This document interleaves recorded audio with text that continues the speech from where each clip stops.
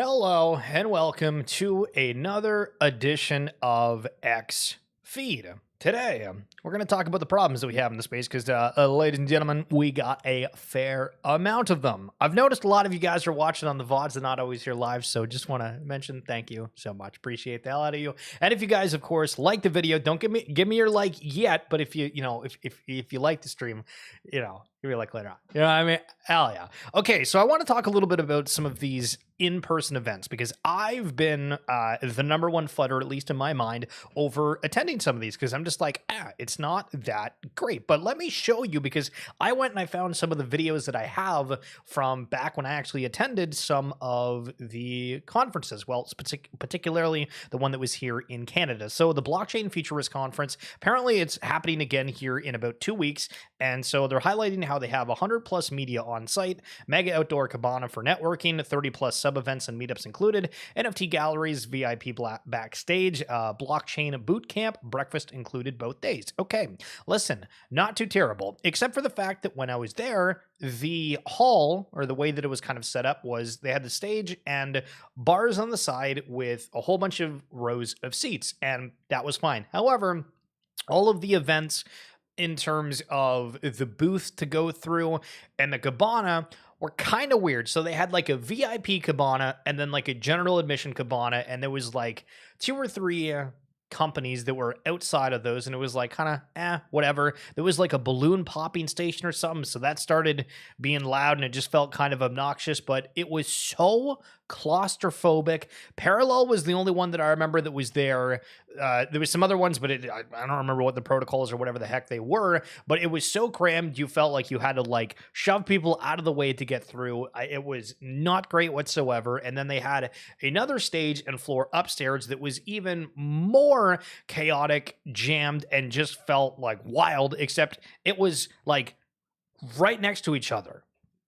All of these booths and all these companies that I imagine paid an absolute fortune to be there, on top of the tickets themselves being rather expensive. And I was like, And of course, all these things are pretty much just like a product push. But going back to one of the events, this was one of like the live acts that was there. They were doing like these NFT type characters. I think this was like the saxophone player from Pink Floyd or something. Well, here's a clip from it nonetheless. 8.io. And one of our unique utilities is these 1,000 tokens, we're going to gift shares in our company. So all of those... We're going to gift shares in the company. That live... Arcaded. Those tokens, because what we want are the community of builders and people to be on our side to help mentor us as we really go into this whole new world of where we're going. So it's kind of a unique utility. You actually get to buy the token, and then you get these shares in the company, and then we want to have all of you get involved. Now, one of the things that I had, so what I'm going to do is I'm going to ask everybody to get their phone out. So Crystal, could you just throw this up? This was made just the other day from my team. They made it goes back, I don't know if you remember, I used to have a... Okay, so if you want, basically, you were able to scan the QR code for, like, this character, and then there was some other thing. This is kind of what, like, the live show looked like, where he played the saxophone, and they had a whole bunch of, like, avatars from whatever collection that it was with that in the background. Yo, Kid Arcade, good morning, sir. Kids alone. Okay, so it was called Loot 8. Loot 8. Loot 8. Let me look this up. Loot 8. I was like, damn, we got the idea, except what the hell is the product called? Your specials? This isn't it. Loot 8 NFT. I think there was some... Oh, Scott Page. That sounds super familiar. There we go. Yeah. We found it. Listen, we got the details. Musician, technologist, and entrepreneur, saxophonist for Pink Floyd, Supertramp, and Toto. And then going over to this Loot 8 thing, the ultimate fan experience ecosystem. And it shows some things within the background. We've transformed how influencers connect with their fans. Take control of your content and data. Now, I'm trying to remember exactly what the pitch was back in the day, but I felt like this wasn't exactly it. 10 countries, 1,000 plus community members, 100 creators. Listen, to be fair, like I'm kind of like, I didn't really love the sales pitch at the moment, but like they're not fudgy numbers. Like Absolutely. I could totally see where there's like 1,000 plus community members and 100 plus creators. So again, just sharing a little bit of what it's like kind of on the inside there if you go to any of these blockchain events, or at least one of the ones in Canada. Collector Crypt, we have interviewed them on the RWA Segments podcast, but they are doing Pokemon sales. Collector Crypt RWA Pokemon booster packs are now trading on the secondary market on Magic Eden. So again, if you're looking at different things within the space, I still think that the NFTs as we know them, some of them are going to be, getting the attention, but I do believe the real world aspect or asset kind of perspective is really going to take a huge jump forward. Now, the Colony is something that you guys might be familiar with, but they just rebranded to Beezie, and they are another one that is doing kind of Pokemon cards, real world assets, sports cards in general. So the top chase is a 2000 Team Rocket and limited Hollow Dark Arbok, if you're a Team Rocket fan. It's a CGC Gem Mint 10. But if you haven't seen yet, basically, yeah, they've just rebranded over to Beezie, and it's just another platform similar to Collector Crypt where you're able to do these sports trading cards, but it's tokenized in a little bit of a different fashion. So Mirandus, the Gala games, was supposed to be kind of their flagship experience game, everything like that. Seen some different things on the timeline. Look like they changed their cover photo on here. Just kind of doing a quick little drive-by of, hey, is anything happening since that big event? The webpage, I'm not even sure if this is exactly the same as it was. Looks decent in the background. Some of the screenshots, again, looks all right, but how fast do these things come out? And if you saw at the time, these things were going for like a fortune. So 74% sold out. Can we find out like how expensive these things are? Because Gala token is just over 2 cents right now. If we can get on through here. Waiting on the world to change. Okay, so 53,000 Gala times 2 cents. So it's $1,000 right now. And I can't name any Gala games that have gotten like any sort of like relevant attention. $1,000. And listen, this isn't even the rarest one out there. One of the craziest things with Gala is like how much they charge for things. So we'll see what the game experience is like, but we're still awaiting. Cyrus, guy who bought 2% of the circulating supply of Blast on day one, has been nuking his entire position over the last few days, booking a $3 million loss in 1 month. You probably don't need to tell you don't need me to tell you this is okay. So I can imagine who exactly this is. It could be wrong with it, but one thing that I've noticed on the timeline is people are out there and they're just shelling the crap out of things that are like 500 mil plus market cap. And I don't know if people are just stupid or they don't realize how much is going to be needed to like actually move the market in those. And we're in the kind of a dead market, right? You look at NFTs, sure, certain things are like kind of doing okay. The traditional NFTs, you're getting like a couple sales a day and like the floors are holding up, but it's not mass amount of volumes. Any kind of mass amount of volume seems to be around those RWA assets, around the courtyard or something where you have a lot of transactions, but that doesn't necessarily mean that there's a billion things going on. It's just, they're holding their own. So the market's in like a weird spot where, again, Bitcoin and whatnot's going wild. But for Blast, I think there was this kind of expectation there was going to be a whole lot more to it immediately. And it's just kind of like the realization of like, hey, how exactly is that going to be the case when it's already starting at such a high valuation? Something interesting here from Shakepay. This is specific to Canadians, so apologize if you're not. But Eric Richmond saying in Canada, you can't deposit Bitcoin in your RRSP or tax-free savings account. You can hold a Bitcoin ETF and incur a management fee, but not Bitcoin directly. In the US, you can hold Bitcoin in a registered account. Shakepay, we're trying to change this. It's time to modernize Canada's taxes rule. And so I'm not going to go through the whole thread, but basically he's saying like, hey, if you want people to be able to get into like Bitcoin and not have to have like these tax burdens and whatnot, well, you're basically subjecting yourself to having the fees of these service providers, whether it be different BMO, TD, RBC investment portfolios, sites like Wealth Simple as an example, and they're trying to shake that up. So it's going to be interesting to see in 2025 if Canada does change any of their regulatory landscapes. Okay, so on August 10th, there's a mint for the Forsaken, 0.025 ETH. I have no idea what exactly this is. We're going to do our quick kind of glance and see what the vibe is. 14,000 followers for a new NFT. Seems kind of crazy. The website has a check mint for eligibility, and then you go over to the teams. Do we think they're going to be doxed? Do we think that they're going to be not? Do we think that it even works? Ta-da! We got, no, there we go. Okay, so we got Henry, Lubo, Goody, and RJ. I don't understand what, like, the thing within Web3 and just having, like, zero info on everybody. Maybe it's concerned about regulatory issues, with which we got some DraftKings juice coming up, if you haven't heard the news regarding that. But, yeah, I mean, I don't know. Are we going for just, like, kind of like another art NFT style? Maybe. The other day, we had Fluff World highlighting their biomes for the Third Kingdom. Now, not to be that guy, but a little bit concerned about the choice of wording, saying all biomes are now live, when that references to the fact that you can see what these biomes look like by going into the comment section or the media page of what Fluff World has. But this is what the game is going to look like. So again, it's a strategy simulation game. If you think this is kind of neat, you can see on here it shows the production rate with the increase, how you can upgrade with different materials or upgrade with kingdom coins. So are we going to see more tokens getting added to the Futureverse ecosystem? Looks like that's going to be kind of the case.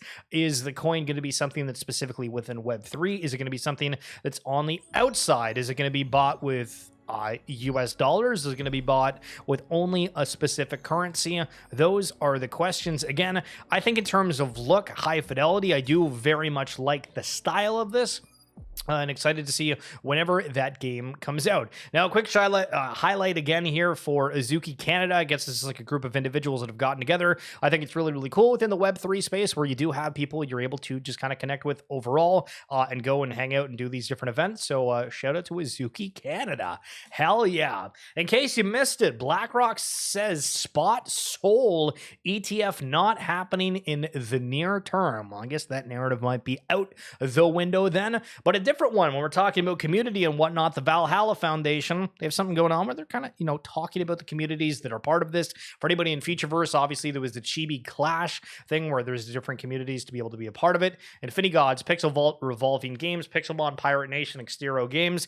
Is this the idea with the Metaverse? Are we going to go out there where it's kind of like, hey, if you want to associate as a member of a certain community? We saw that with Nifty Island, where you're able to participate and kind of label yourself as, a part of certain communities, and that actually got you extra rewards. The open metaverse, that's kind of the idea, right? The first royalty payments are being paid out to holders whose wizards appear in our globally published comic book series. Is coming from Bearsnake of Forgotten Runes Wizard Cult. Kind of neat, as we're seeing more and more people have NFTs and having something that's kind of more than just the collectability aspect of, hey, taking that IP, putting it on a bigger stage, and you are getting paid for it. Not too bad.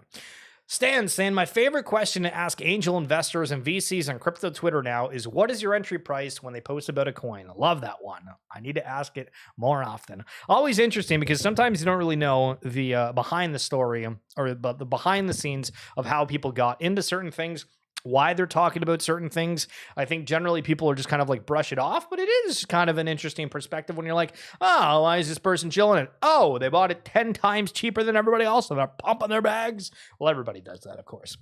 Social approval is the enemy of clear thinking. It's kind of a little tidbit for you. Kind of agree with that. A form to the Normandies.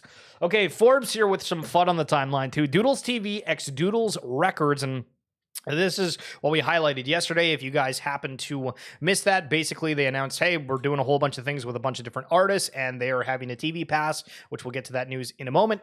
But he's saying, if Pudgy announced that every influencer in this space would be on wood, the hypocrisy and selective politics in the space is what really pisses me off. People in this space are sick with agendas. Just keep shipping doodles. Now, I think that there is like some hyperbolic points kind of behind this. I think that there's a lot of questions. People have concerns about things, if we're being totally transparent. Again, for myself, like when I look at Doodles, I'm like, damn, they're doing a lot of things. But before, when they launched like those Doodle boxes, it felt like a very extractive method. And I didn't enjoy being like a part of that at all. So I have that kind of sentiment where I'm like, okay, prove me wrong. And then it's like, okay, we've seen a trailer. I didn't really love that aspect. Again, being completely open-minded for it. We'll be excited to see what happens at TIFF in Toronto, but I think there's a little bit more to kind of these points and things where people want to see what exactly the product is. It's not just like hey, here's announcements, we're doing these kind of cool things, and everybody's just like, hey, woohoo,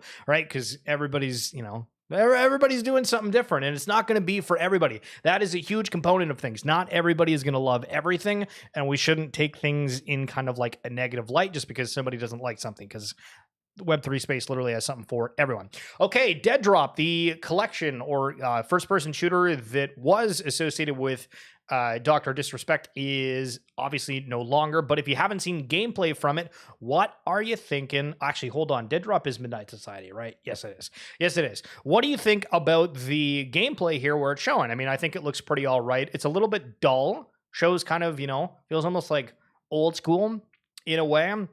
Add a little bit of color, a little bit more context, try to add it, making it look like it's 2024 all over again type deal. But I think it's got potential, but we'll see what happens with that. Now, this was crazy to me, and I don't know how often this is going to be brought up or potentially be a problem, but the Wanderer saying, can anyone from Illuvium tell me when paying via credit or debit card will be available?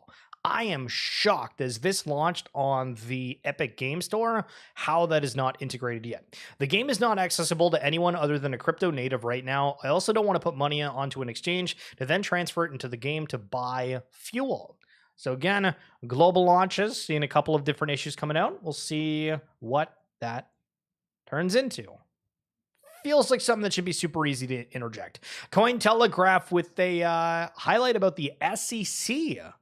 They've retracted its request for the court to classify tokens like Solana, Cardano, and Polygon as securities in its lawsuit against Binance. Well, that's kind of interesting, the massive change of tune regarding some of those tokens. Yesterday, we highlighted the Futurama thing. This is a quick clip from that episode where it's just showing, hey, different traits, the NFTs. Is it really just about showing a different side? Having that collectability aspect? Is there anything more to it? It's funny when you see things presented to you in a different type of context. The Russian parliament passes bill to allow cross-border payments with cryptocurrency. All right, on a global scale, we're getting bigger and bigger by the day. Mochaverse launched one of the only NFT projects that initially catered towards employees, investors, and partners. Why did they choose that path? That's kind of spicy. Let's get in this quick 1-minute clip. Did you launch one of the only NFT projects that are solely catered towards employees and investors and partners? Why did you choose this path over launching an entirely new community? So initially it was like a pretty close distribution of the whitelist because Animoca was listed in Australia, and then there's we got a few thousand of investors, and those investors actually now is joining our community, asking us how do you use delegate.cash? How do you actually create a wallet, right? A lot of things like that is very interesting, and they're very mature. We're having a very constructive conversation on Discord. It's not like any other communities, and we're not the loudest as well on Twitter. The reason being, these guys know what they do. A lot of founders, a lot of people are building their own projects, a lot of very knowledgeable and very mature community members and holders. I remember the first day when we opened up our Discord, it basically got flooded, tens of thousands of people actually coming in because they thought basically we would open up for everyone, and we did. So the way how we did that is basically we distribute the whitelist to selected members based on what asset they hold in their wallet, right? So back then it was basically those who were holding the Animal brands, NFT or token assets, or even the Yuga Labs assets back then, because we invested in Yuga Labs and it's been a very close partner as well.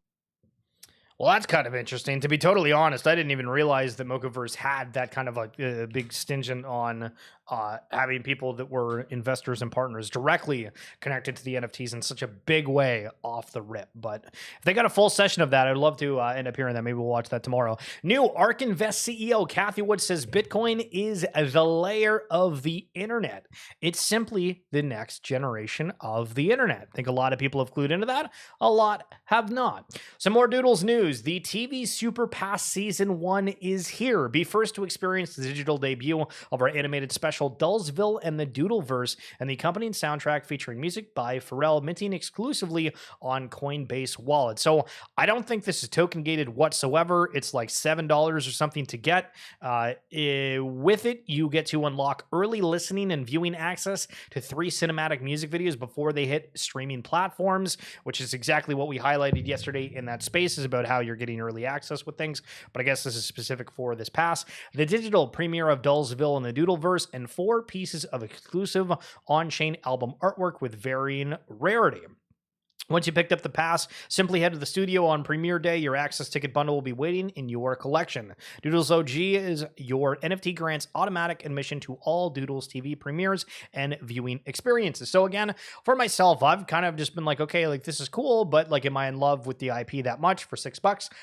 Would probably get it, but will be interesting again when you look from like a year from now, if this isn't like an open mint for like a while. Let's say the Super Pass Season 1 is only out for like a month or something. What's the value of them before? Is it just something where it's specifically for Season 1? The collectability down the line, is it going to be NFT drops? Is it going to be artwork drops? What exactly is it?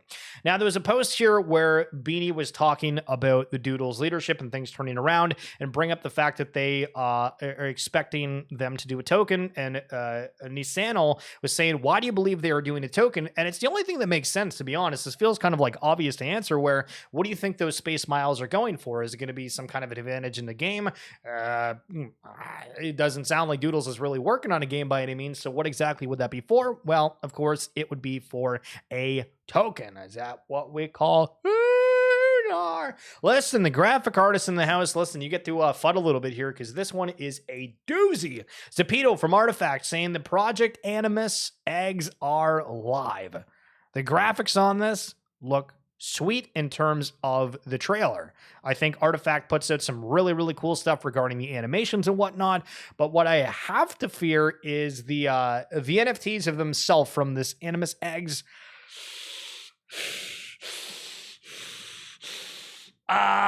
Yeah, I don't really know exactly what to say with them, so let's just kind of jump over and look at them. So this is one of them, and again, this is something that they've been waiting for almost 2 years for the reveal of. A lot of people were kind of crucifying them. This one, again, people were calling it like the knockoff Rayquaza from Pokemon, but some of these, like, I mean, I don't know. It's not really getting me out of bed. It's not, it doesn't feel like these are that exciting. And the comments really kind of rip on them quite hard, to be totally honest. And like, here's like another example of like, what in the hell is this in terms of a character for like this Pokemon type world? And the question becomes, we don't have any questions. We just have problems. Now, speaking of problems, DraftKings and the DK Rainmakers, their NFTs, well, I guess they are getting the slash. Here's what the announcement says. Community update on the future of Rainmakers and Marketplace. After careful consideration, DraftKings has decided to discontinue Rainmakers and our NFT Marketplace effective immediately, due to recent legal developments. This decision was not made lightly, and we believe it is the right course of action. Due to this update, we have decided to offer all holders of Rainmaker digital game pieces the opportunity to relinquish those game pieces to DraftKings in exchange for a cash payment subject to certain conditions. The amount of the payment will be based on factors that include, but are not limited to, the relative size and quality of your digital game piece collection. For more information, help your answer, yada yada. At DraftKings, our mission is to serve our customers with excellence. We are committed to meeting the needs of today's sports fans by committing exciting and engaging gameplay experiences. In line with our innovative spirit, we ventured into the NFT-based sports world with Rainmakers and accomplished so much in a short period of time. We are incredibly grateful for the passionate community that has supported us over the past 2 seasons. While Rainmakers and our NFT Marketplace will be discontinued effective immediately, our customers are currently able to access their Rainmakers digital game pieces and other NFTs via the My Portfolio page. We extend our heartfelt thanks to all those who made Rainmakers special. Your enthusiasm and support made everything for us. Refund me, DraftKings, criminals. So the question becomes with this, to be honest, I guess the way that I view this is, okay, is it actually legal developments that are the issue, or they're just like, hey, we need to shut down and this is what we're going for? right?